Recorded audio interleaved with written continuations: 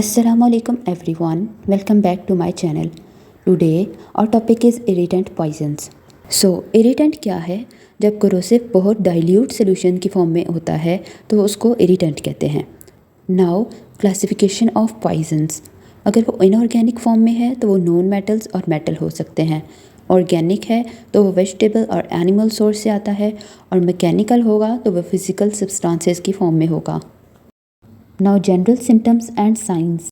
The onset occurs within 30 minutes to 1 hour.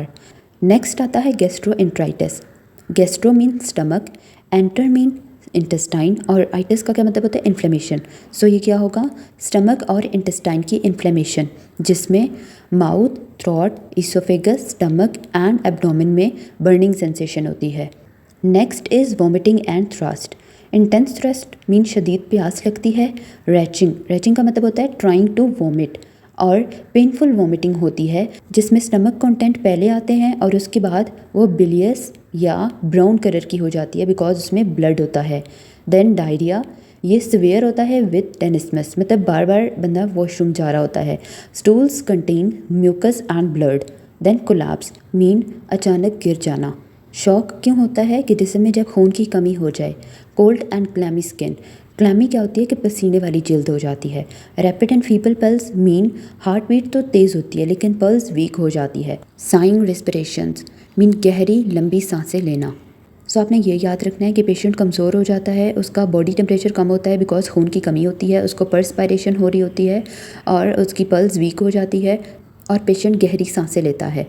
Then neurological science, इसमें क्या होता है कि जो लिम्स होते हैं उनमें मसल क्रैम्प्स हो जाते हैं, और कॉन्शियसनेस यूजली रिटेन रहती है कि बंदा होश में रहता है, बट बाद में कभी कभी ये होता है कि कन्वोलियंस या कोमा हो सकता है. So chronic metallic poisoning, it is also known as slow poison, जिसमें लिंगरिंग डेथ होती है. अब लिंगरिंग डेथ का क्या मतलब है?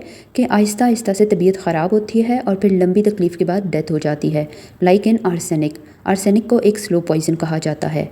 Now postmortem appearances. Primarily stomach, duodenum और रेक्टम में ज़्यादा डैमेज होता है.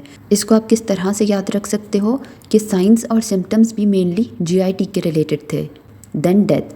24 आवर्स के अंदर अंदर डेथ हो सकती है ड्यू टू शॉक, या कुछ दिन बाद डेथ हो सकती है ड्यू टू एग्जॉशन, मतलब ज़्यादा कमज़ोरी की वजह से. नाउ सिक्वले.